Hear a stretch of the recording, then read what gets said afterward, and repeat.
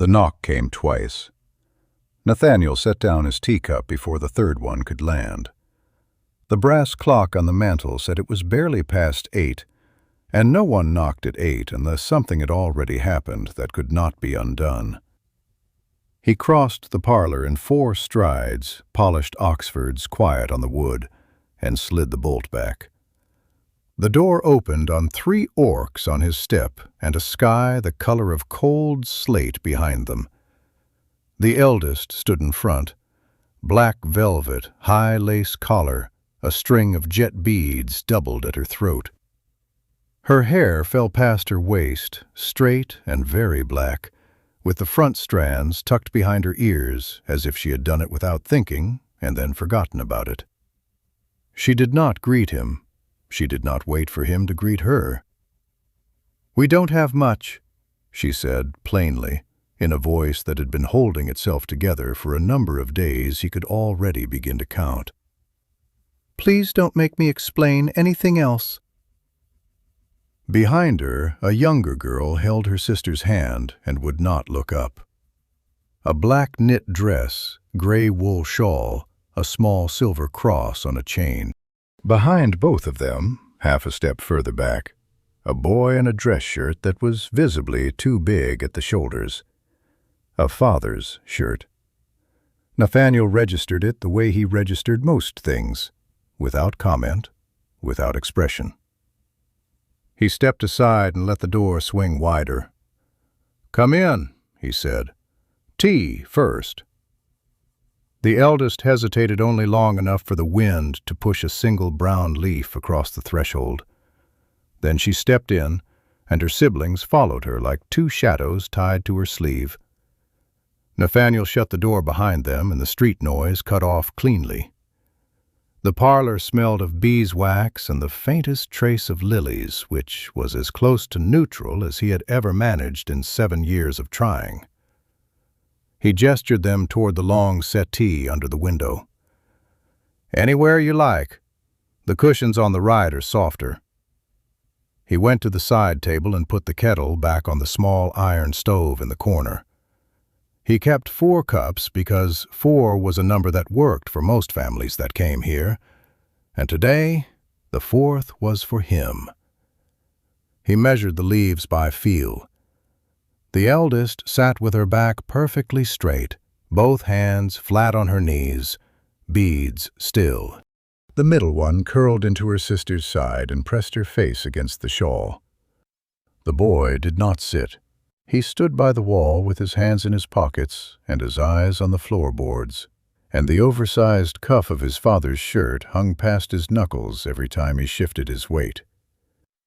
Nathaniel poured 3 cups and set them on the low table without saying which was for whom. He took his own back to the chair across from them and waited. He had learned, somewhere in the first year, that the second worst thing you could do to people on this kind of morning was talk. The worst was hurry them. The middle girl reached for her cup with both hands and held it close to her mouth without drinking, breathing the steam. The eldest did not touch hers. The boy did not move from the wall.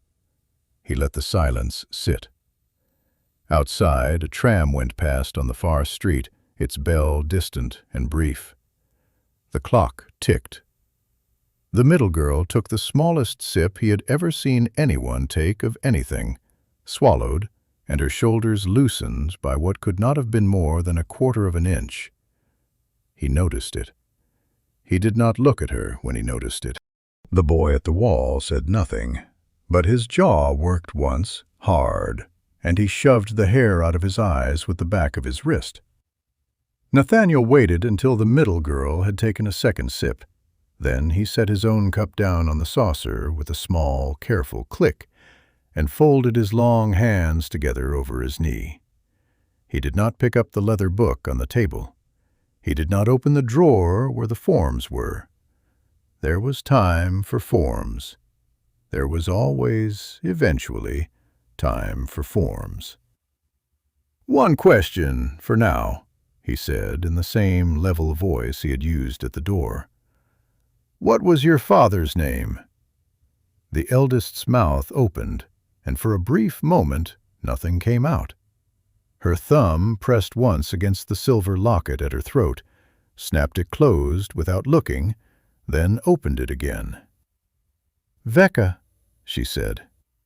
Nathaniel reached across, slid a small ivory card from the holder beside the lamp, and uncapped his pen. He wrote the name out in full, in the careful, even hand he had inherited from no one, and taught himself in the back office at 22. 5 letters.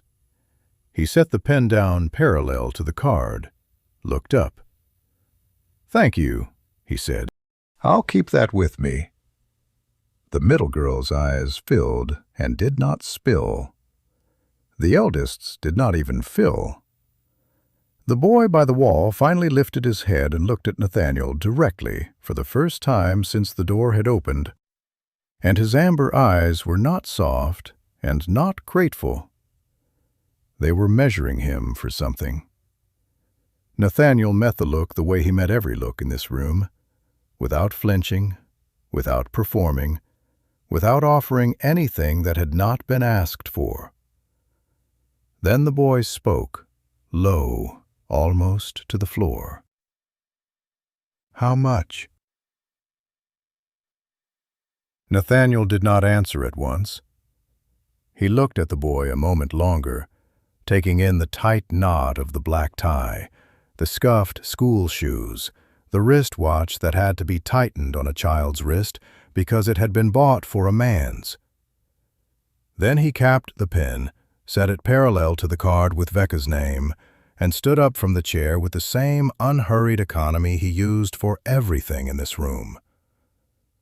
"Before that," he said quietly, "there's somewhere we need to go. Then numbers, not the other way around." The boy's mouth tightened. The eldest sister rose with him, smoothing the front of her velvet dress with one flat palm, and the middle one stood last, still clutching the half-full teacup as if she had forgotten she was holding it. Nathaniel nodded toward the small side table by the door. "You can leave the cups. They'll be there when you come back." The middle girl set hers down with both hands, very carefully, the way someone sets down a thing they are afraid to break further. He led them through the parlor, past the heavy drape that separated the front rooms from the working side of the building, down a short corridor lit by a single brass sconce. The floorboards here were older, darker, and creaked in 2 places he had stopped trying to fix because the creaks gave people warning. The eldest walked half a step behind him, beads soundless against the velvet. Her siblings followed in single file, the boy last, hands deep in his pockets. The corridor smelled faintly of cedar and the cold that lived in old brick. Nathaniel stopped at a closed door, painted dark green, brass handle polished, a small card slotted into a brass holder at eye level. He did not open it. He turned and put his back lightly to the wood so that he stood between them and the room itself. The eldest's breath caught once and then steadied. Her gray eyes were fixed on the handle, not on him. The middle girl's free hand had found her sister's sleeve and locked around it. The boy stared at the floorboards again, shoulders pulled up under the loose dress shirt. "Your father is in this room," Nathaniel said. He kept his voice at the same level it had been by the kettle. "He has been cared for. He is covered. He looks the way he looked when he was asleep, as nearly as I could manage." He paused, long enough for the words to land. "Before anyone opens this door, I need to ask you something, and I want you to answer for yourself, not for each other." The eldest's chin lifted, very slightly, defensive. He registered it and went on without acknowledging it. "By the law of this town, somebody has to identify him formally. That somebody can be you, if you wish. It can also be me. I have his papers, and the description from the medical examiner. I can sign the form, and you do not have to see him today. You can see him tomorrow or the day after when the room is ready for a viewing and not for paperwork. Neither choice is the wrong one. He looked at the eldest sister directly. Raya. He used her name for the first time and saw her register it, the small, reflexive blink. The neighbor had told him at the door. He had remembered it. If you would prefer I spare you this part, I will. No one in any office will know the difference. It would be on my hand, not yours. He did not soften his face into kindness. He kept it as it had been all morning, which was something close to absent. He had learned that pity was a thing people felt through your skin, and it made things worse, not better. Raya did not answer at once. Her thumb went to the locket again. Open, closed, open. The corridor was so quiet he could hear the brass watch on the boy's wrist ticking. The middle girl pressed her forehead briefly against her sister's shoulder, and a single tear slid down the velvet without sound. Outside, somewhere 2 stories above them, the wind moved against a loose pane, and the building made one of its small, old noises. "I'll do it," Raya said. Her voice was almost steady. Almost.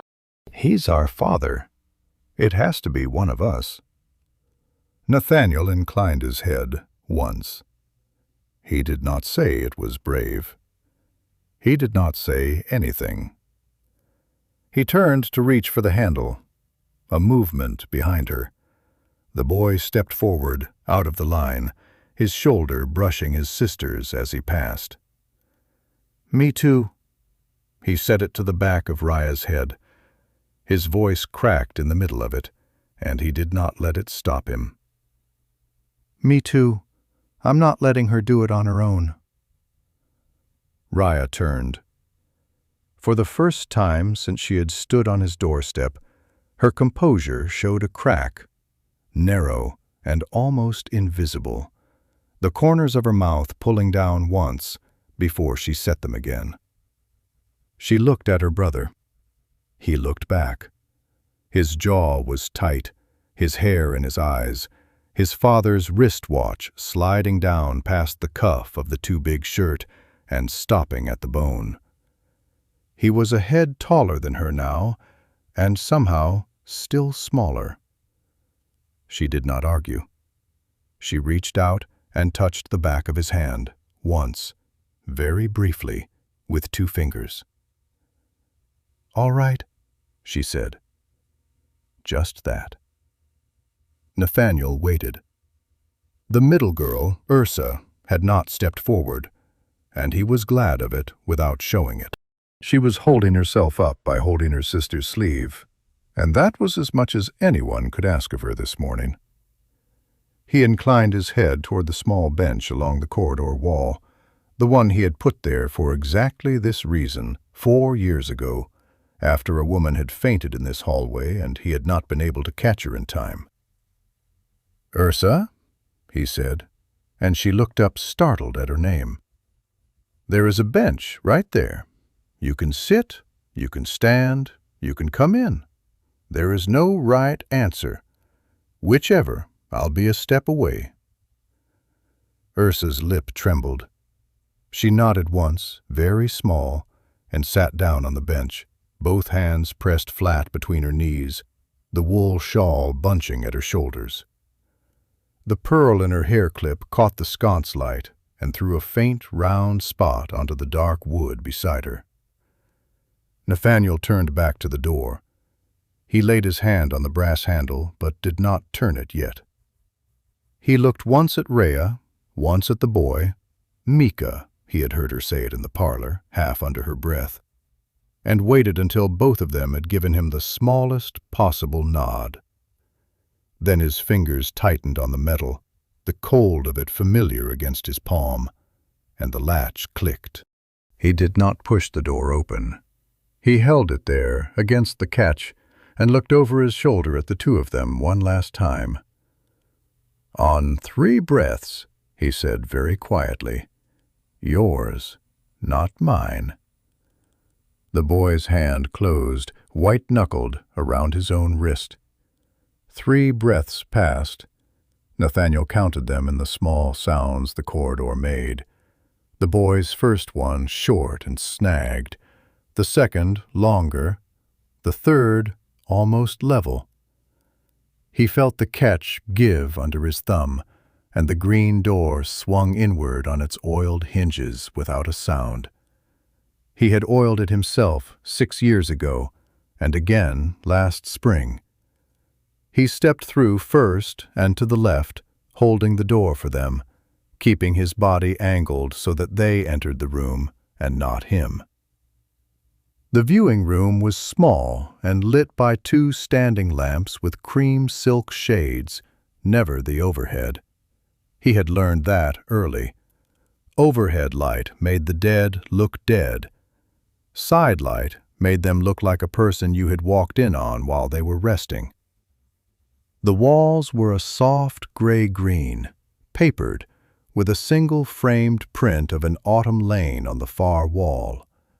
A low table beside the casket held a small cut-glass vase with 3 white roses, fresh that morning. He had paid for the roses himself out of the float in his desk drawer, and would not enter it in the book. Veca lay in the center of the room on the cloth-covered trestle, in a plain pine coffin lined with unbleached linen. Nathaniel had folded the linen back to the chest. The orc's broad green hands were crossed at the waist, one over the other, the heavier left over the right, the way Nathaniel had learned was customary among the families of the river quarter. He had bathed him himself. He had combed the long black hair back from the forehead and braided it at the nape, simple, the way a working man wears it. The 2 tusks rested clean and even against the lower lip. The face was settled, not stretched, not painted past what was decent. It was the work of 3 quiet hours yesterday evening, and Nathaniel had thrown out his back doing it alone, and he was not going to mention either thing. Raya stopped in the middle of the room. She did not make a sound. Her hand went up to her own throat, to the silver locket, and stayed there.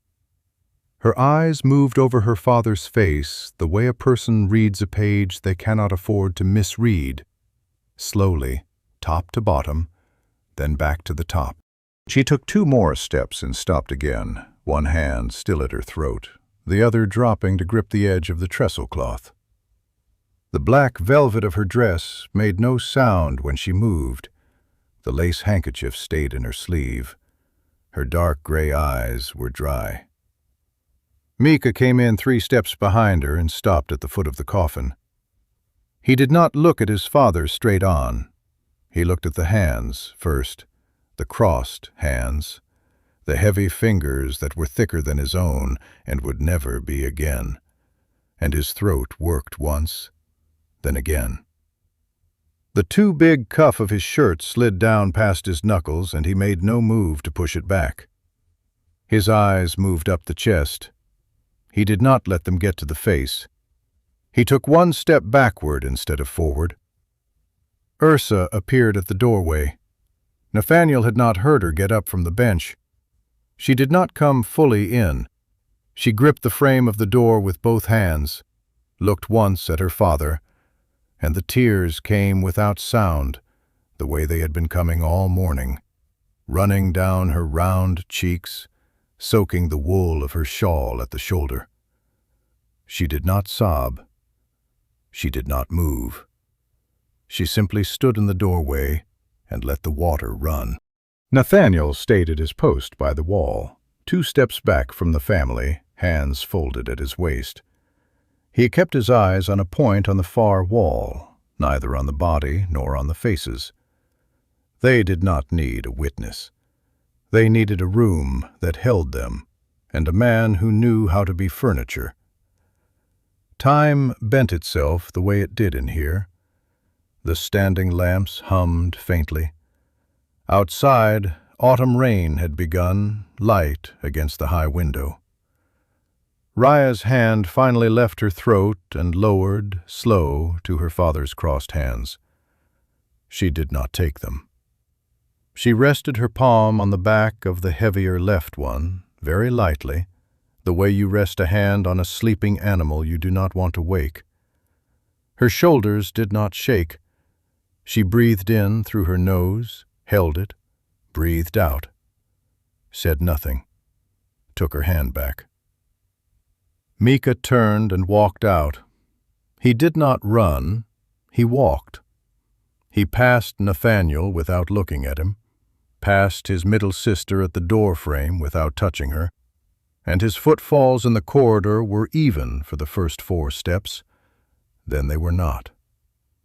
Nathaniel heard the small, involuntary sound, sharp and bitten back, and the boy's footsteps broke into something half a run. Then the wet sound of someone being sick against the wainscoting of the corridor wall. Raya half turned at the sound. Nathaniel was already moving. "Stay with her," he said to Raya, very low, on the way past. He nodded once at Ursa in the door frame. "I have him." He did not break stride. He stepped into the corridor, closed the green door behind him with the same care he had opened it, and walked the 8 paces down the hall to where the boy was on his hands and knees beside the bench, his forehead nearly touching the floorboards, one of his father's 2 long cuffs already stained at the wrist. The boy was shaking. His tusks were clenched, and the breath was coming through his nose in short, hard bursts. Nathaniel did not crouch. He went past Mika into the small staff washroom under the stairs, took down a clean glass from the shelf, filled it from the tap, and brought it back. He set it on the floor beside the boy's hand. Then he took the folded gray cloth from the rail of the bench, he kept a clean one there, always, for exactly this, and laid it next to the glass. He did not say anything. He sat down on the floorboards, his back against the corridor wall, the long line of his charcoal-suited legs stretched out in front of him, one ankle crossed over the other. He did not look at the boy. He looked at the picture frame on the opposite wall. A small print of a riverbank in winter. 6 years old now, slightly faded. Mika took the cloth first, wiped his mouth, then the floor, then his own wrist, where the cuff of his father's shirt had taken some of it. He pushed the dirty cloth into a small folded square and held it tight in his fist. He did not pick up the water. Not yet. Minutes passed. Nathaniel counted them in the rain against the high window at the end of the corridor. 2, 5, 8. The boy's breathing slowed in stages, like a stove coming down off the boil. After a while, Mika reached for the glass with a hand that no longer shook quite as hard, and drank a third of it, and set it back down on the floor between them. His eyes stayed on the boards. Nathaniel said nothing. He stayed where he was. When the 10-minute mark went by on the clock above the parlor door, the boy finally drew his knees up to his chest, wrapped both arms around them, and rested his forehead on top. The watch on his wrist, his father's watch, slid down to the bone and stopped there, ticking. He has been carrying something none of us can lift. You and I both know it. Tell me, when you were that age, was there a moment you remember when the world asked too much of you too soon? Stay with these 3 a little longer. If their mourning is sitting with you, leave a like and subscribe. The next part is already waiting. Then, from the small corridor that smelled of cedar and rain, the boy spoke without lifting his head. 2 words, muffled through the sleeve. "Don't go." Nathaniel did not go. He stayed on the floor of the corridor until the boy's shoulders had come down from his ears, until the breathing was even again, until Mika finally lifted his head from his knees and pushed the hair out of his eyes with the heel of his hand. Then Nathaniel stood up, slowly, the way a man stands up when his back has been complaining for 2 days, and offered the boy nothing, no hand, no word, no look of pity. He simply walked back down the corridor and opened the green door for the sisters, and the 2 of them came out, and the 4 of them returned to the parlor in the order they had come. Mika took the back of the column. He drank the rest of the water on the way. In the parlor, the tea had gone cold in the abandoned cups. Nathaniel did not refill them. He set the small ivory card with Veca's name on the low table between himself and Raya, took the leather book down from the side shelf, and laid it open in front of him. He took out his pen, uncapped it, capped it again, and waited until Raya had taken her seat. Ursa folded herself back into the corner of the settee and pulled the wool shawl up almost over her mouth. Mika stayed at the wall, but closer now, only an arm's length from the back of his sister's chair. Raya sat with her spine straight, both hands flat on her knees, the way she had sat earlier. The lace handkerchief was no longer in her sleeve. It was in her fist. Nathaniel did not comment on it. He turned the leather book so the page faced her, slid the pen across the table, and gave her the small, respectful pause that meant, "You can pick this up when you are ready, not before." When she did pick it up, her fingers were steady. She wrote her father's full name in the box at the top, her own beneath it as next of kin, her address, the address of the apartment building Nathaniel had already seen on the medical examiner's note. Her handwriting was small, sharp, controlled. She passed the book back to him. He set it aside, did not yet write a single figure in it, and laid both his long pianist's hands flat on the leather cover. He said only what needed saying, the simplest service the law required. A plain pine coffin, the one she had already seen, no upgrades. A short ceremony in the small chapel attached to the parlor. A plot in the public cemetery on the eastern hill, 3rd row from the Hawthorn line. A headstone of gray local sandstone, name and dates only. No flowers from him beyond the 3 white roses already on the table beside Veca. Hearse the morning of, 2 pallbearers from his own staff if needed, no organist, no printed cards. The whole arrangement spoken in a low, even voice, item by item, as if he were reading a recipe she could put down and pick up later. Raya listened without interrupting. Her eyes moved over the surface of the leather book, as if she were reading along. When he had finished, she lifted her chin slightly, the way she had lifted it at the green door. She wanted the figure. She wanted to know the worst of it now, so she would not have to sit through hearing it later. Nathaniel saw the wanting and respected it. He took up the pen. He wrote 1 number on the small ivory card beneath her father's name. He turned the card around and slid it across the table. Raya looked at it for a long moment. Then she looked at him. She did not say anything at first.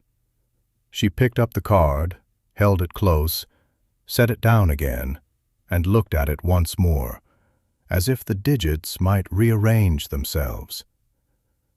The number was about 1/3 of what she had counted out in her head on the tram this morning. Nathaniel watched her face from across the table without watching her face. He was looking at her hands. The lace handkerchief had come loose in her fist. The fingers had gone the color of milk where she had been gripping it. She asked him, in 1 word, with no softening around it. The word was the obvious word. Why? Nathaniel did not lean forward.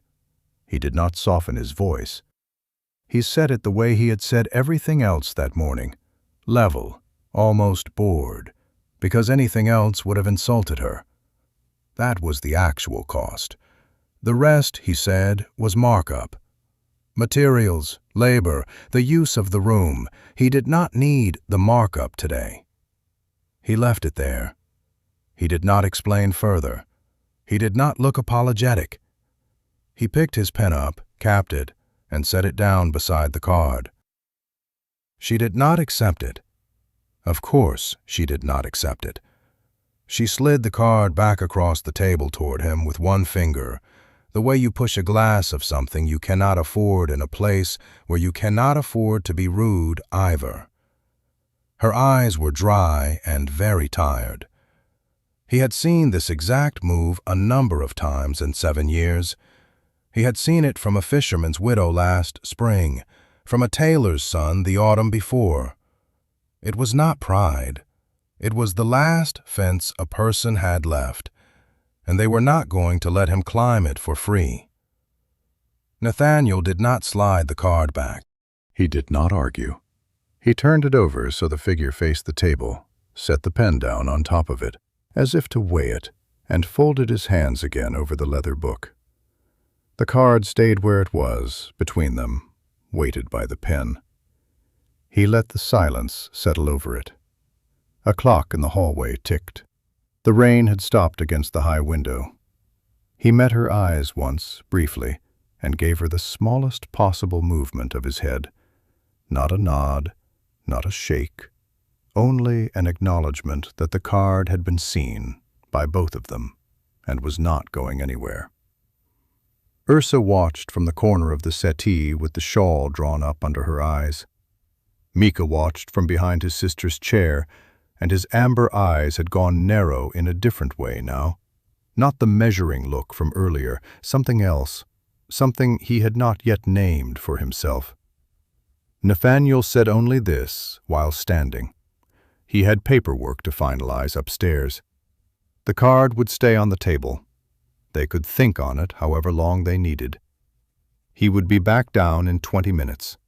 If they wanted more tea in the meantime, the kettle was warm. He gathered the leather book under his arm, gave Rhea the same brief inclination of the head he had given her at the green door, and walked toward the stairs. At the foot of them he paused. He did not turn around. He spoke at the banister, quietly enough that only the room could hear it. He told her the number was not charity. He told her it was an invoice, and an invoice did not require her permission to be correct. Then he climbed the stairs. Behind him, on the low table, the ivory card sat under the small weight of the pen. Rhea did not pick it up. She did not slide it back.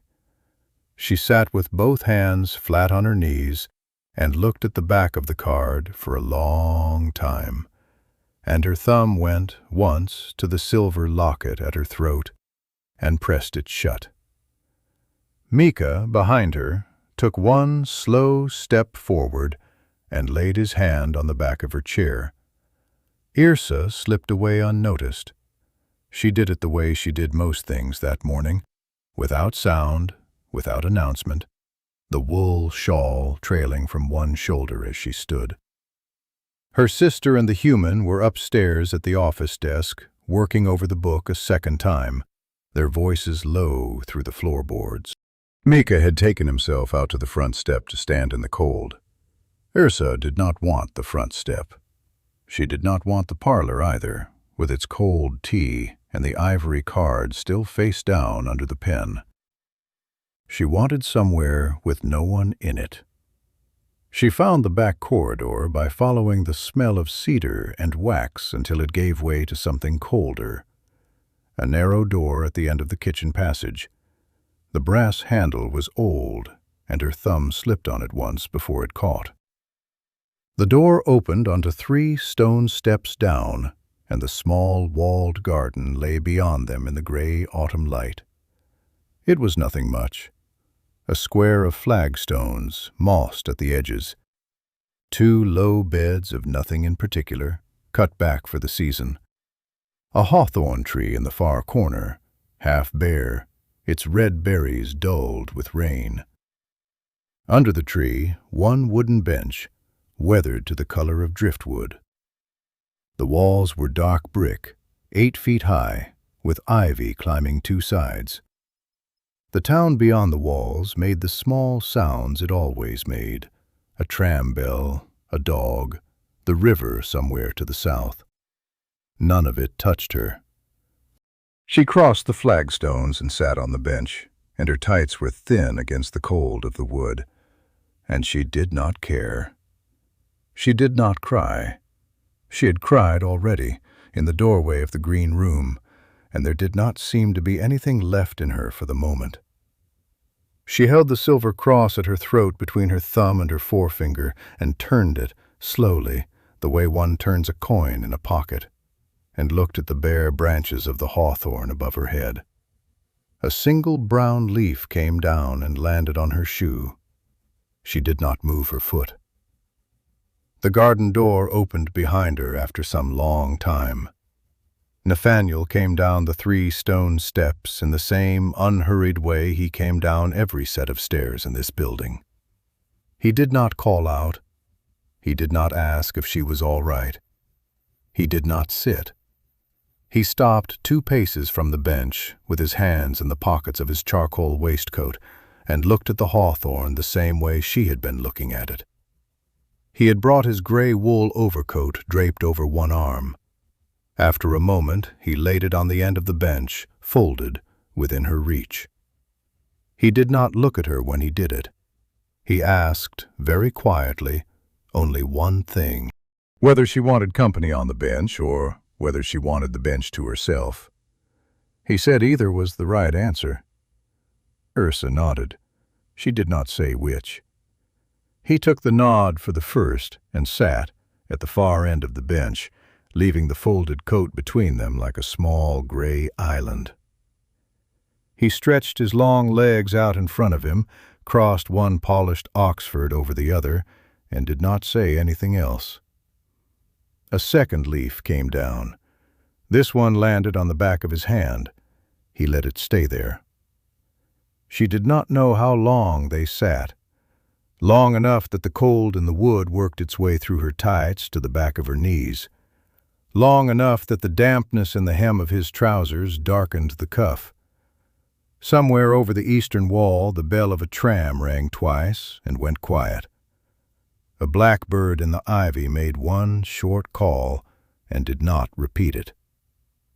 She moved the folded coat onto her own lap eventually, almost without deciding to, and laid her hand flat on the wool of it, and the warmth of where he had been carrying it came through the cloth into her palm. She kept her hand there. He did not comment. After a while, she began to speak. She did not look at him. She looked at the hawthorn berries. She told him, very quietly, that her father had used to whistle when he made tea, always the same tune, and badly, and never the whole way through. He forgot the end every time, and would start it again from the beginning. She told him that on Saturdays her father had gone down to the river before any of them were awake, and brought back 2 bread rolls from the bakery at the corner of the bridge, and had warmed them in a clean cloth on the stove, and that the cloth had had a small burn mark on 1 corner from a morning he had let the bread sit too long. She told him that her father had read aloud to Mika, even when Mika had stopped wanting to be read to, even when Mika had pretended not to be in the room, that he had read on anyway, to the wall if he had to, until Mika had drifted back in without admitting it. She stopped. Her voice had stayed steady the whole way through, which surprised her. Nathaniel did not respond at once. He did not turn his head, did not offer condolences, did not say the things people said. He simply reached, slowly, into the inside pocket of his waistcoat and took out a small card, plain, ivory, the same paper as the one inside on the parlor table, and a short pencil. He laid the card on his thigh and wrote in his exact, even hand, "The whistle, the breadcloth with the burn mark, the reading aloud, even to the wall." He wrote each line on its own. He did not embellish. He did not add anything she had not said. When he had finished, he capped the pencil and slid the card across the bench over the folded coat until it rested under her palm. He did not push it further than that. He said only that it was for the service, only if she wanted. He said it without looking at her, in the same level tone he had used at the front door at 8 in the morning.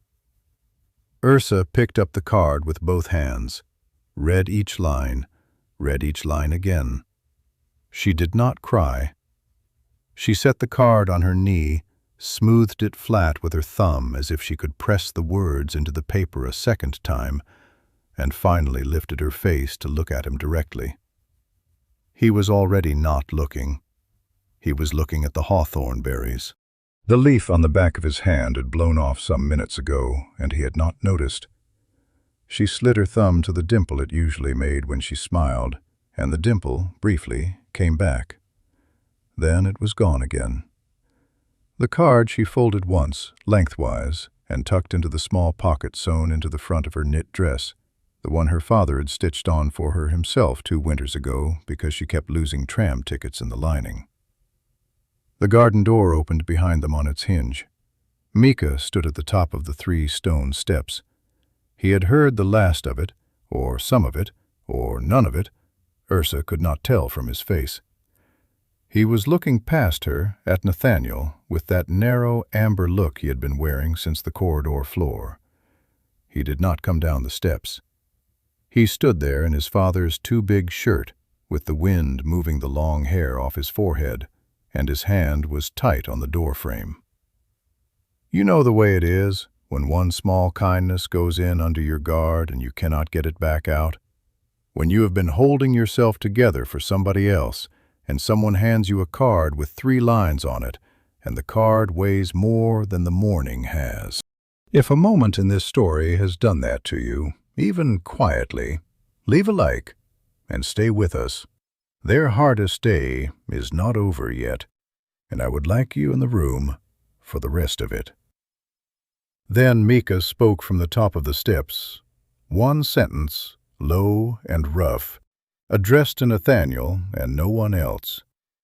He wanted to know what the human wanted from them, really.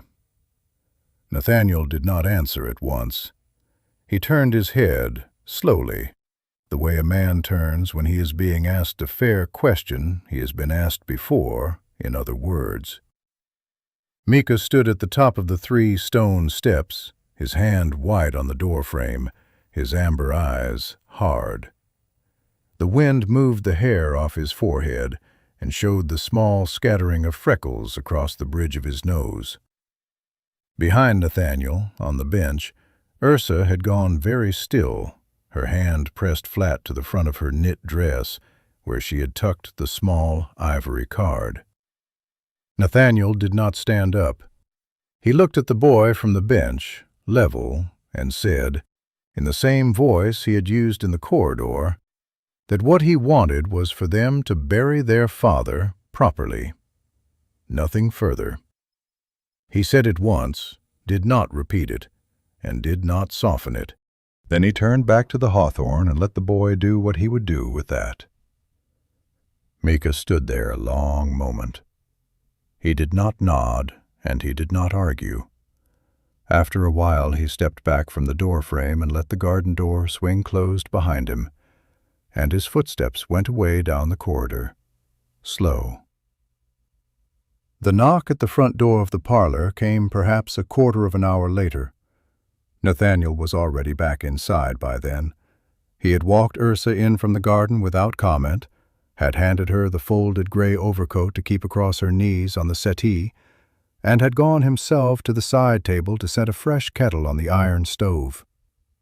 Raya was at the desk by the front window, working through a second sheaf of small papers, bank statements, the lease, the medical bill from the apartment block. She did not look up at the knock. She had been ignoring all sounds that were not numbers for the past hour. Nathaniel went to the door himself. He did not wipe his hands on a cloth first, the way he sometimes did. He simply went and opened it. The man on the step was perhaps 60, broad in the shoulders, in a long black coat better cut than Nathaniel's own, a silk scarf at the throat, a black Homburg in one gloved hand. The face was the face of a man who had eaten well for 40 years and slept well for 30 of them. Nathaniel knew the face. The larger funeral house was 4 streets over, the one with the gold lettering on the window and the 2 black motor cars in the side yard. The director smiled, professionally, and asked if he could have a quiet word. Nathaniel stepped out onto his own front step and pulled the door almost closed behind him. He did not invite the man in. The 2 of them stood under the small overhang in the cold, and the wind moved a brown leaf across the boots of one and the polished Oxfords of the other, and the conversation that followed took less than 4 minutes. The director spoke first, and at length. He spoke of professional standards. He spoke of the difficulty of running an establishment in a small town. He spoke of the risk, he said, of setting expectations in a community that could not afford expectations. He spoke of having been in the trade for 31 years and of having seen many young men with kind intentions damage the work for everyone who came after them. He used the word undercut twice, very gently, the way one places a coin on a counter without letting it ring. He suggested, with a small movement of his gloved hand, that Nathaniel reconsider the figure on whatever piece of paper was inside on his desk. Nathaniel let him finish. He let the silence sit after the man had stopped speaking. The wind moved another leaf. From inside, very faintly, the kettle began to whistle, and he listened to it for the 2nd or 3rd note before he answered. He said, level, that he was not undercutting anyone. He said that he was doing his job at cost, today, for this family, for reasons that were his own, and that he did not intend to set out on his own front step. He said that the price on the paper inside was the actual price of the materials and the actual price of the labor, and that the markup was a thing he was choosing not to take on this one funeral, and that was the beginning and the end of it. He did not raise his voice. He did not look away. He used the same tone he had used to ask for Veca's name at 8 in the morning. The director's mouth tightened. He said something further, briefer this time, about precedent, and Nathaniel let that one go past him. He said only, in conclusion, that the door he was standing in front of had his own name above it, and that the figures inside were his to write.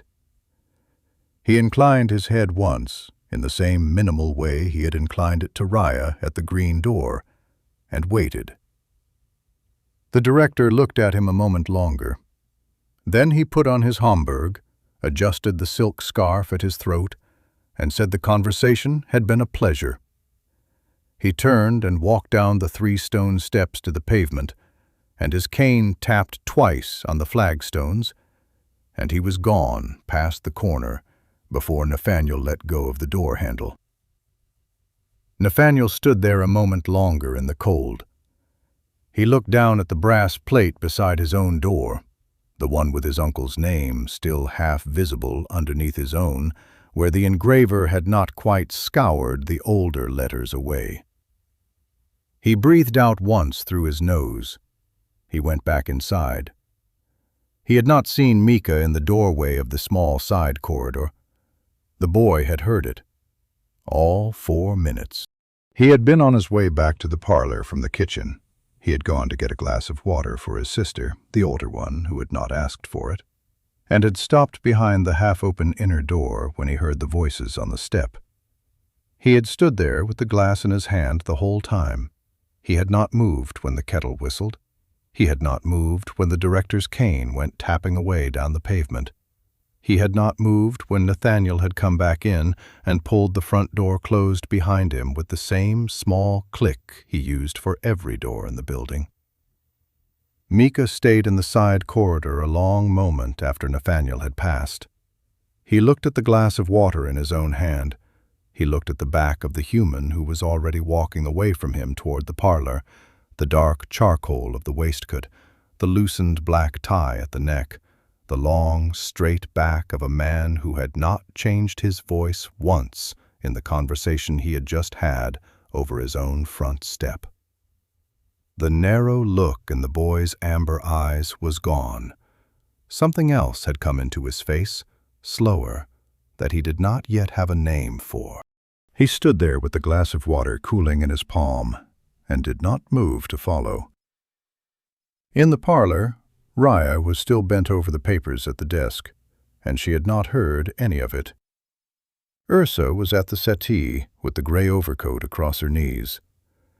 Nathaniel went to the kettle and lifted it off the stove before the whistle climbed any higher, and the small, sharp sound thinned out and stopped, and the building went quiet again.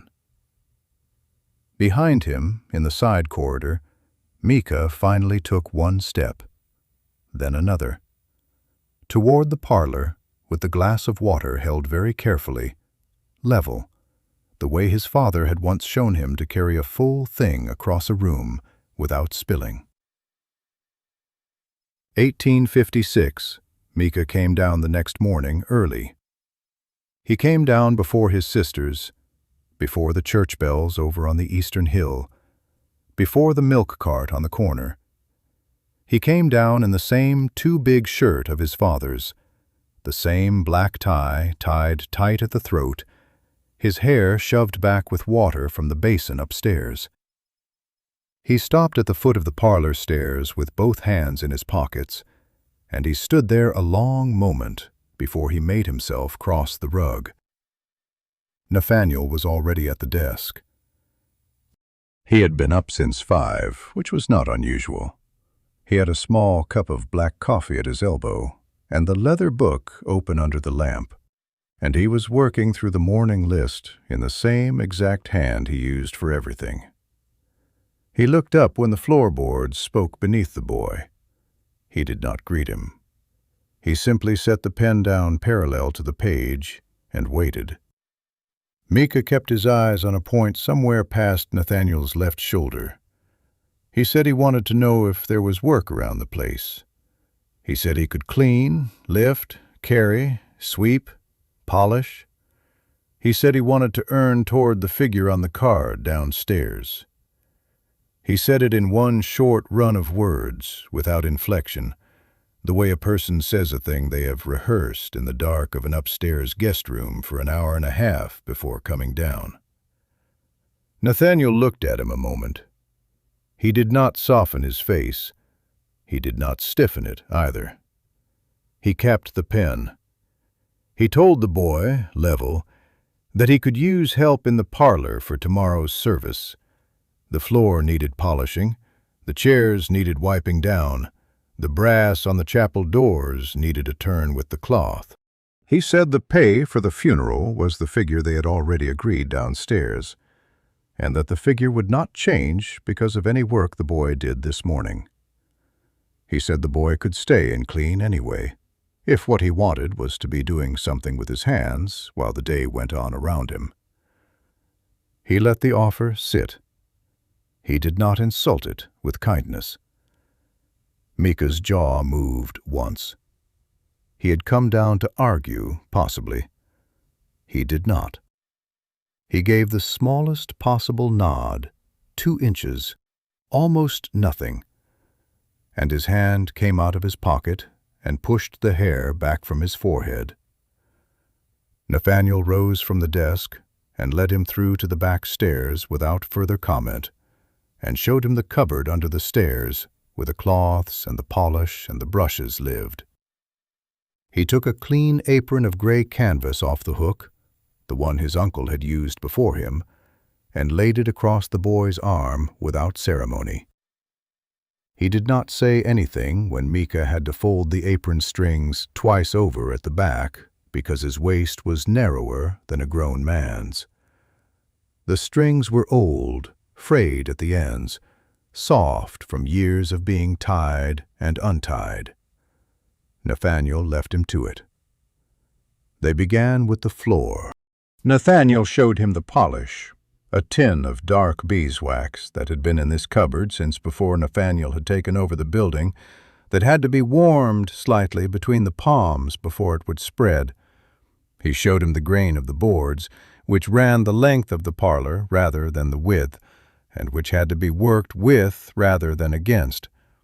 He showed him the cloth, a thick wool square folded into quarters, dipped only barely into the tin, then drawn across the wood in a steady pull. Then he handed Mika the tin and the cloth, and went to the other end of the room and started on his own section without saying anything more. They worked in silence. The morning light came through the tall windows in long, pale columns and laid itself across the floor in the way it always did in this room at 6:30 in autumn. The wax warmed under their hands, and the smell of beeswax filled the parlor, sharp and clean, layered over the older smell of the building. Nathaniel did the long center strip and the corners along the window wall. Mika took the inner half, beside the rug, and the 4 corners by the side door. The boy did not hurry. He drew the cloth in long, even pulls the way he had been shown, and where he met the edge of a chair leg or the foot of the settee, he set the tin down and worked the corner carefully with 2 fingers wrapped in the cloth. And he did not skip the bit underneath, because no one was watching. Nathaniel watched anyway, once, from his own end. Did not comment. After an hour, the floor was done. Nathaniel pointed him to the chairs next. 12 of them, the small, pale wood chairs that he set out in the chapel for services, currently stacked in pairs along the wall of the back corridor.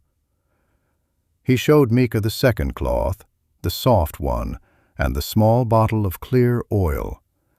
He did the demonstration on the first chair himself, the seat, the back, the rungs, the legs all the way down to where they met the floor, and handed the cloth to the boy and went away upstairs to fetch his ledger without checking the second chair. When he came back down 40 minutes later, Mika had finished 4. The boy was on the 5th, on his knees on the corridor floor, working oil into the join between the back leg and the seat, with the corner of the cloth pinched between his thumb and his forefinger. His father's wristwatch had slid down again and was resting on the corridor boards beside him, still ticking, because the cuff would not stay up. He had not stopped to push it back up. He had taken the watch off entirely so as not to scratch the chair, and laid it where he could keep an eye on it. Nathaniel saw the watch on the boards. He did not say anything about it. He set the ledger down on the side table, fetched another cloth from the cupboard, and started on the 6th chair from the other end. They worked their way toward each other in silence. They met in the middle on the 9th chair, and Mika stepped back without a word and let Nathaniel finish that one alone while he himself began on the 10th. There was no division of which was whose. There was only the work and the slow narrowing of the line of unfinished chairs against the wall and the wax smell in the corridor laid over the cedar.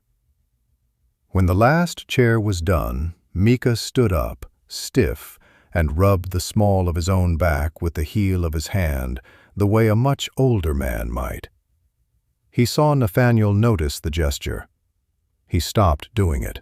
He bent down, picked up his father's watch from the boards, slid it onto his wrist, and tightened it himself one more notch with his teeth on the strap, which made it sit closer to his bone than it had any morning before this one. Nathaniel handed him the brass polish next, without comment. The chapel handles, the corridor sconces, the small plate beside the front door with his uncle's name half scoured underneath his own. Mika took the tin. He looked at it for a moment. He turned it over in his hand. He said, finally, very low, the first thing he had said since coming down the stairs, that his father had been a builder, that his father had taught him to do corners properly, that his father had said anyone could do the middle of a thing, but only an honest man did the edges where nobody looked. Nathaniel let the sentence sit in the corridor between them. He did not answer it at first. He capped his own oil bottle, slowly, set it on the side table, and only then said, level and short, that the boy's father sounded like he had been a man worth listening to. Mika's jaw moved. He did not say anything else. He took the brass tin and went off down the corridor toward the chapel doors, and his footsteps were even, and the polished Oxfords of the human went the other way toward the parlor, and the building was very quiet for the next half hour, except for the small sound of cloth on metal at one end of the building, and the small sound of a pen on paper at the other. When Mika came back into the parlor at midday with the empty tin and the dirty cloths folded into a small square in his hand, the brass handles of the chapel doors behind him had been turned to the color of warm honey, all four of them, even the lower edge of the bottom hinge where no one ever looked. He set the tin on the side table without ceremony. He did not look at Nathaniel. He untied the apron strings, folded the gray canvas in half and in half again, and laid it across the back of the nearest chair as carefully as if it were a coat. Then he looked at Nathaniel directly, once, briefly, and gave the smallest possible nod he had given so far. 2 inches. Almost nothing. He went upstairs to find his sisters. Raya came down at dusk. She had spent most of the day upstairs in the small guest room Nathaniel had given them, the 3 of them sharing the one room because Ursa would not be alone and Mika would not say he wanted to be near them. She had gone over the lease one more time, written 4 short letters to her father's old employer and to the landlord and to the bank, and had not eaten the bread Nathaniel had left on the tray outside the door at noon. She had slept perhaps an hour after that, the kind of sleep that leaves a person more tired afterwards than before. When she came down, the light through the tall parlor windows had gone the color of weak tea. The parlor was empty. The kettle on the iron stove was cold. The leather book was closed on the desk, the lamp turned down low, and a single sheet of paper lay across the closed cover with her name at the top in Nathaniel's exact hand. He had stepped through to the work side of the building. She heard the small sounds from the back rooms, cloth on metal, slow, regular. She did not go in immediately. She stood in the parlor doorway, at the heavy drape that separated the front of the building from the rooms behind it, and listened a long moment. The sound was the sound of someone polishing something carefully. Not the brass on the chapel doors. Those had been done that morning. She had passed them on the way down. Something heavier, lower in the room. She pulled the drape aside. The small back workroom was lit by 2 standing lamps with the same cream silt shades as the viewing room. The shutters were closed. The trestle in the center was empty now. Her father had been moved into the chapel earlier in the day, where he would wait until morning. In the trestle's place, the plain pine coffin sat on 2 low sawhorses, the lid set neatly to one side against the wall. The unbleached linen was folded back. The brass handles along the side and the brass screws at the corners caught the lamplight in small, steady points. Nathaniel stood at the long side of the coffin, his jacket draped over a chair behind him, his sleeves rolled to mid-forearm. He had taken off his pocket watch and laid it on the chair beside the jacket. In one hand he held a small, soft cloth. In the other, a tin of polish, different from the one Mika had used, finer, the kind used on jewelry. He was working on the brass handles by hand, one at a time, slowly, in a small circular motion that began at the base of the handle and worked out toward the curve. He had been doing it some while. 2 of the 3 handles on this side were already finished. They had the warm, honeyed glow of brass that had been worked properly, not the dull factory finish they had carried that morning. He was on the 3rd. He did not look up when the drape moved. He had not heard her, or he had heard her and was leaving her the choice of whether to come in or to go back. It was the same courtesy he had used at the green door. Raya recognized it without naming it. She stayed in the doorway a long minute. Her father's pine coffin, the brass handles being polished by hand in a back room at dusk by a man who was being paid less than the cost of the materials to do it.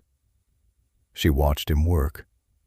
He drew the cloth across the curve of the handle in the same steady pull he had used on the parlor floor that morning when he had shown the boy how to lay wax. He did not hurry. He did not stop. He covered the whole of the handle, then took a clean square of a second cloth and buffed it dry. He moved a quarter step along the side of the coffin and began on the 4th. Raya stepped inside. He noticed her, finally, on the second pass of the cloth. He did not startle. He did not stop.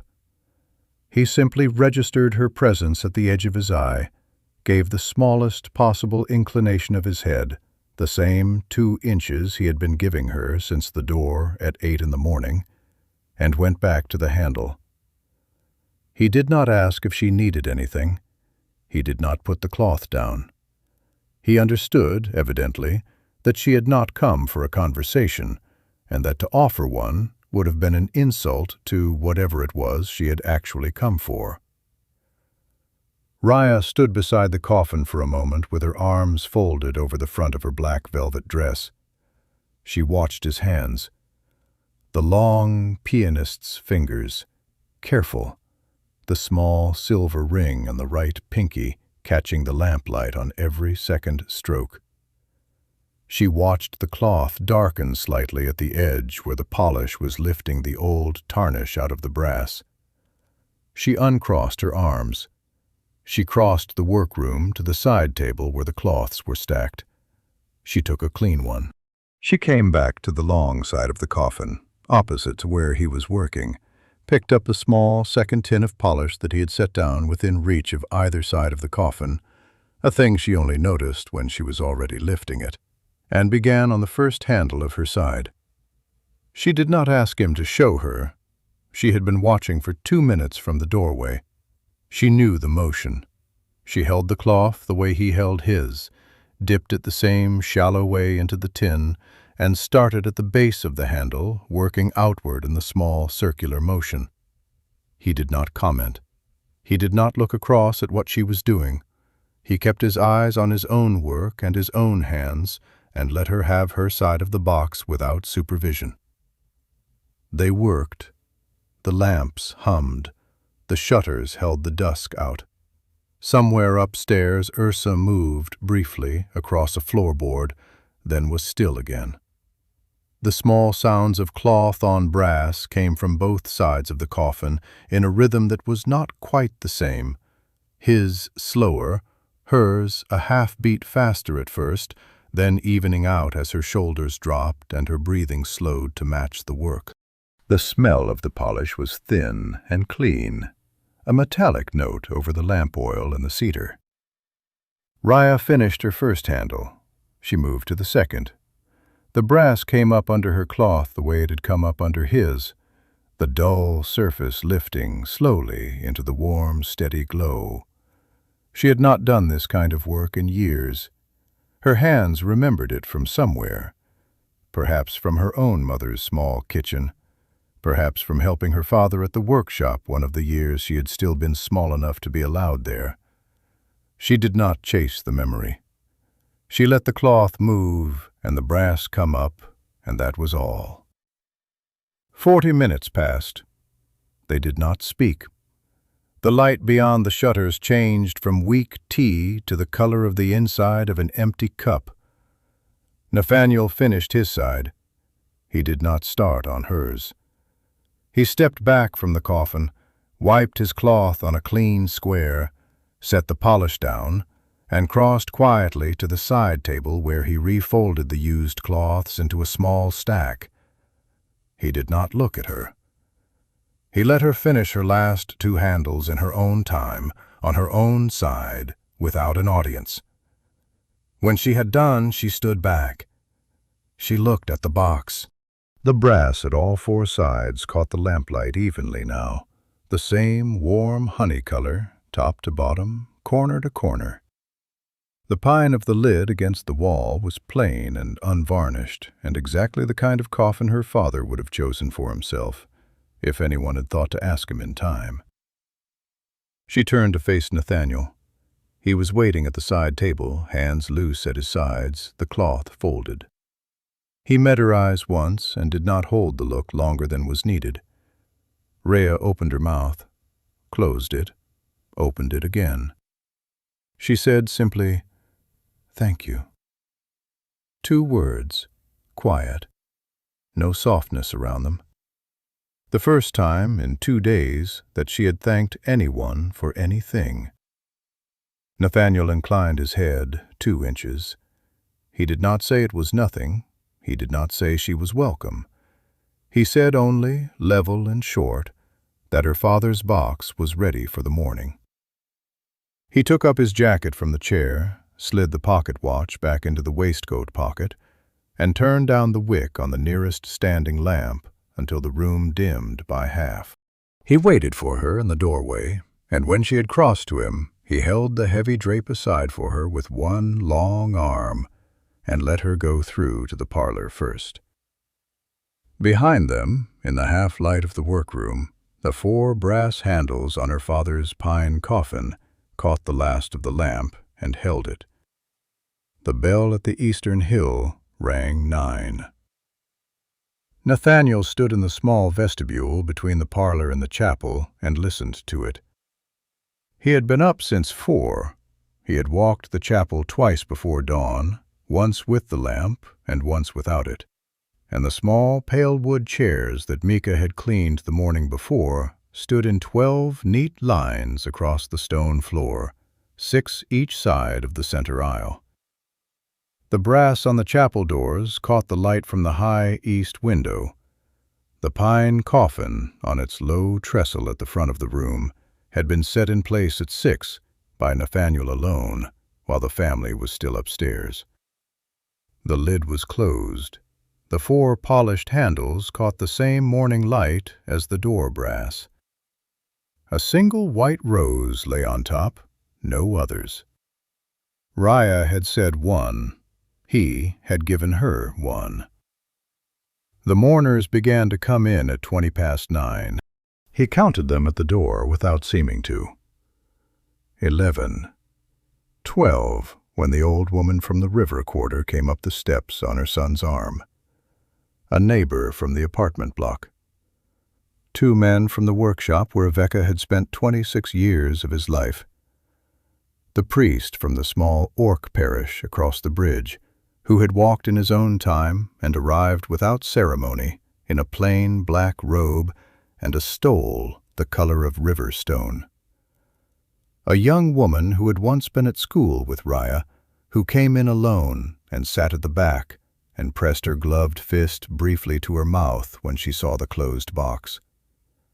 A man Nathaniel did not know, who stood inside the door a long moment, then took a seat at the very edge of the last row and did not remove his coat.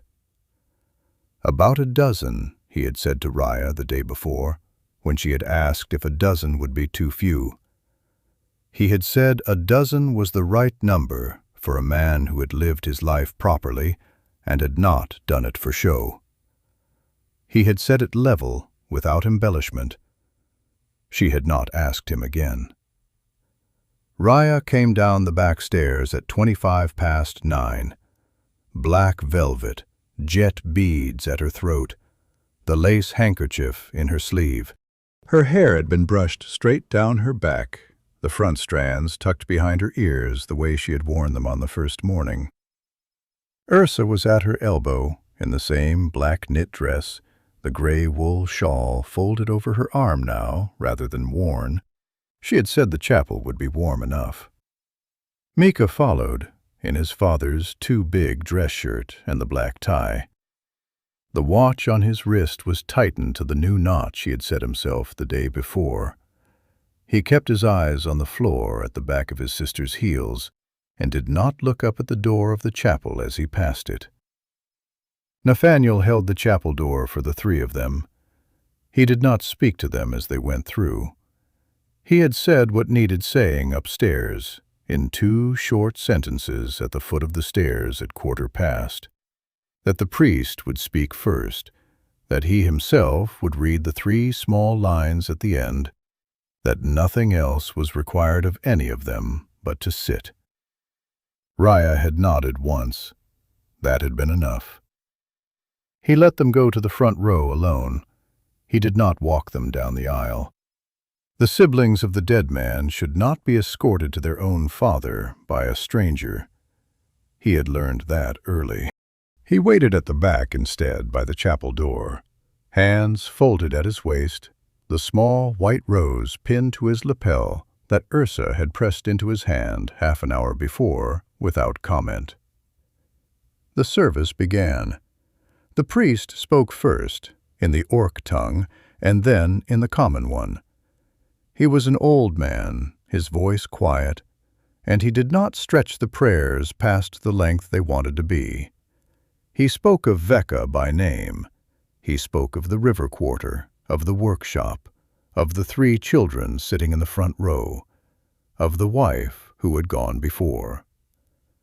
He read a short passage in the older language that none in the room translated, and a few of the orcs in the small congregation lowered their heads at the same place in the line, and Nathaniel registered that and did not ask.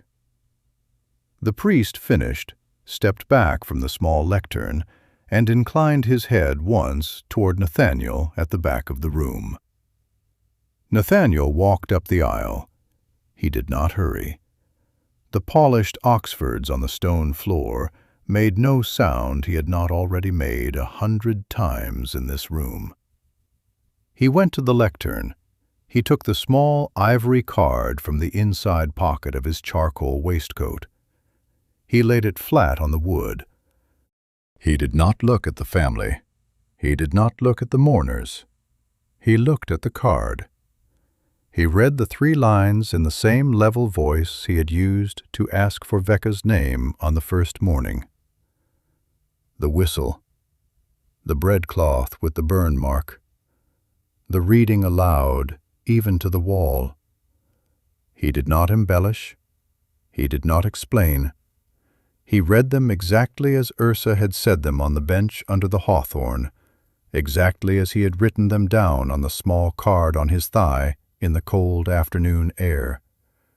3 lines, no more. He picked the card up, folded it once, returned it to his waistcoat. He inclined his head toward the closed box at the front of the room. He returned to the back. The room was very still. Ursa, in the front row, had begun to cry again. Not the way she had cried in the doorway of the green room 2 days before, but smaller, steadier, the way a person cries when something inside them has finally been allowed to come out. Her mouth had moved upward at one corner during the second line and had stayed there. Her dimple, briefly, had come back. She held her sister's hand on her left and her brother's hand on her right, both of them, for the first time that morning. Raya did not cry through the priest. She did not cry through Nathaniel's 3 lines. She cried, finally, in the silence afterwards. A single thin movement of her shoulders, once, and the lace handkerchief came out of her sleeve and was pressed to her face for the count of perhaps 4 seconds, and went back into her sleeve. No one in the row behind her saw it. Ursa, beside her, felt it through the small shift of her sister's hand and did not let go. Mika did not move. He stared straight ahead at the closed pine of his father's coffin, at the white rose on top of it, at the 4 brass handles his sister had helped polish in the back workroom the evening before. His jaw was set, his hand in his sister's hand, the watch on his other wrist ticking in the silence. He did not blink for a long moment. When he did, it was once, slow, and a single line of water ran down the side of his nose and into the corner of his mouth, and he did not lift his free hand to wipe it. He let it go where it was going. Nathaniel watched none of this directly. He stood at the back of the room with his hands folded at his waist and his eyes on the small carved wooden cross above the chapel door, the one his uncle had hung there 41 years before. The priest gave the closing prayer. The mourners stood when the priest stood. The 2 men from the workshop came forward and lifted one end of the coffin, and a cousin from the river quarter and the man from the back row in the unremoved coat lifted the other, and they carried Veca down the aisle slowly, between the small pale wood chairs, past the front row where the 3 children stood with their hands joined. Nathaniel opened the chapel doors for the box to pass through. He inclined his head once as it went by, the same 2-inch movement he had been giving the family since the door at 8 on the first morning. He did not follow them out to the hearse. That was not his place at this moment. The family followed the coffin out into the autumn light, and the small congregation followed the family, and the chapel emptied row by row until only Nathaniel was left, standing at the open door, with the small white rose still pinned to his lapel, and the morning sun laying a long, pale rectangle across the stone floor where the coffin had been. He stood there a moment longer. He listened to the hearse start in the side yard, to the slow procession of footsteps on the gravel, to the bell at the eastern hill ringing the half-hour. Then he turned, quietly, and went out by the side door to follow the procession on foot, at a distance, the way a keeper of a room follows a thing he has been keeping when it finally leaves him. They came back at 3. Nathaniel had been expecting them since 2. He had been in the parlor since the burial, had come back from the eastern hill alone, on foot, the long way through the river path because the walking was something his back wanted after standing through the service. He had taken off his overcoat and hung it on its hook. He had washed his hands at the small basin in the back corridor. He had set the kettle on the iron stove and let it go cold again. He had not had lunch. He had laid out, on the low table in the parlor, the small parcel he had prepared at 6 in the morning before any of them had been awake. The parcel was wrapped in plain brown paper, tied with a length of black ribbon. Inside it, the death certificate, properly stamped and folded. The small bound book of the receipts, every line in his exact hand. 3 photographs of the headstone he had taken himself the previous afternoon with his uncle's old box camera, before the burial, while the stone was still clean and the carving was fresh. A small map of the cemetery, drawn out by hand, the 3rd row from the Hawthorn line marked with a careful cross. And at the bottom of the parcel, against the brown paper, a sealed envelope. Cream paper, no name on it. The wax seal was plain, his own ring, the small silver one on his right pinky, the one that had been his mother's. The bell at the front door rang at 3 exactly. He let them in himself. Raya in the same black velvet. Ursa in the same knit dress, the gray wool shawl proper around her shoulders now. Mika in his father's shirt, the tie loosened at last by perhaps half an inch, but loosened. The 3 of them had walked the long way back, too. He could see it in their boots. None of them spoke at the door. He inclined his head 2 inches and let them through to the parlor. The last of the paperwork did not take long. He had prepared it cleanly. Raya read each page, signed at the bottom in her small, sharp hand, slid each one back across the table. Ursa sat at her left on the settee, the shawl drawn up around her shoulders. Mika stood behind his sister's chair the way he had stood the first morning, but closer now, his hand on the back of the wood. The fire in the small parlor grate had burned itself down to embers. Nathaniel did not feed it. The room would not be in use again that day. When the last sheet was signed, Nathaniel set his pen down parallel to the page. He closed the leather book. He pushed the small brown parcel across the table toward Raya, tied with its black ribbon, as if it were simply the last item on a list. He said, level, that the papers were inside, the death certificate, the photographs of the headstone, the map. He said there was also an envelope at the bottom. He said she should open it after she had left the building. He said it once, did not repeat it, and did not soften it. Raya looked at the parcel for a moment. Then she nodded, the small 2-inch nod she had learned from him without either of them noticing. She picked the parcel up. She held it close against her chest, against the lace collar of her velvet dress, with one arm wrapped around it. The three of them stood. Nathaniel stood with them. There were no further words.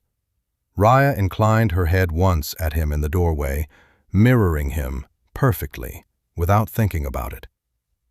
Ursa stopped at the threshold and lifted her face and gave him the smallest possible smile. The dimple briefly there, briefly gone, the eyes still wet. Mika, last, paused on the front step. He turned. He looked at Nathaniel for a long moment. He did not nod. He took off his father's wristwatch in one quick movement, looked at it once, slid it back onto his wrist with the buckle on the next notch tighter, the notch he had set himself at the chair cleaning the morning before, and let his arm drop. It was not a gift to Nathaniel. It was a thing about himself, said in front of Nathaniel, on purpose, because the human was the one person standing on the step who would understand it. Then the three of them went down the steps to the small black car at the curb. Nathaniel watched them from the doorway, Raya in the driver's seat, Ursa beside her, Mika in the back. The doors closed, 3 soft clicks in a row. The engine did not start. He had thought it might not. He inclined his head one final time at the windshield, although he could not be sure they saw it, and closed the door of the parlor quietly. Inside the small black car at the curb, Raya did not turn the key. She set the brown parcel on her lap. She untied the black ribbon. She lifted out the papers one at a time, the certificate, the receipts, the 3 photographs of the headstone in the autumn afternoon light. She passed each one back to Ursa without looking. Ursa took them carefully. At the bottom of the parcel was the cream envelope sealed with the small, plain wax. Raya turned it over once. She broke the seal with her thumbnail. Inside, 2 things.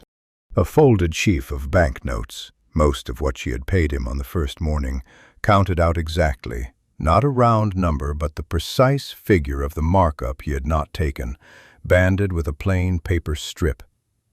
And a small ivory card folded once. She opened it. The handwriting was the same exact hand that had written her father's name on a card on the first morning. 5 short lines. For your siblings. The rest of the figure was markup. I told you I did not need the markup today. Take it to the bank in the morning. Nathaniel Crane. Raya read the card once. Then she read it again. Her thumb went briefly to the silver locket at her throat and pressed it shut without looking, the way she had done in the parlor on the first morning. She did not start the engine.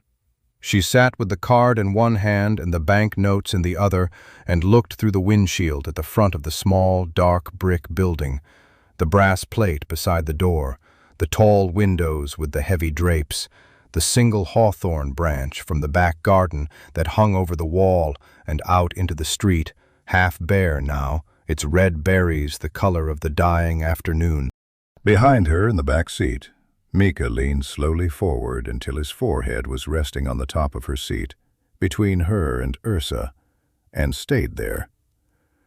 Ursa, beside her, set the 3 photographs down carefully on her lap, took the card out of her sister's hand, read it once herself, and folded it again along the same crease, and gave it back.